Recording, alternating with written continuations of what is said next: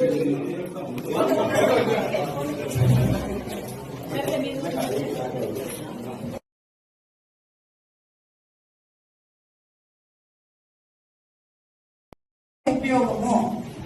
ఇప్పుడు కష్టపడిన వాళ్ళంతా మేము మా బాధతో మేము వెనక్కి వెళ్ళిపోతే రేపు మా పార్టీ టీడీపీ పార్టీ ఏదో మాకు ఇబ్బంది పడుతుంది అన్నదే నేను అడుగుతా అంటే.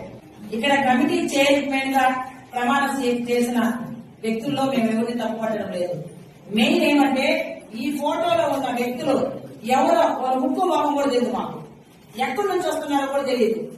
ఇందులో వచ్చి వాళ్ళ భర్తలు వస్తే భర్తలు పోస్ట్ తీసుకుంటే ఇంట్లో వంట చేసుకునే వాళ్ళు కూడా ఒక గుడి డైరెక్టర్ గా ఇచ్చేశారు. అంటే మేము సంసారం అంతా వదిలేసి రోడ్ల మీద కూర్చొని ధర్నాలు చేసి వైసీపీ వాళ్ళతో కొట్లాడింది ఒక ఎత్తు అయితే, ఇప్పుడు ఉన్న మా ప్రభుత్వంలో మేము కష్టపడిన వాళ్ళని గుర్తించలేదనేసే ఈ ఆడవాళ్ళ ఆవేదన మొత్తం. నేనైతే డైరెక్టర్ పోస్ట్ అయితే నేను ఆశించలేదు, నాకు కావాలని నేను అడగలేదు. ఒక ఎస్సీగా తిరుపతిలో కష్టపడుతున్నాం. ఎప్పుడు ఒక ఎస్సీ క్యాండిడేట్ ఉన్నారు, మనము గుర్తించాలి, మనమే అడగాలి అనే ఆలోచన ఏ కమిటీకి లేదు.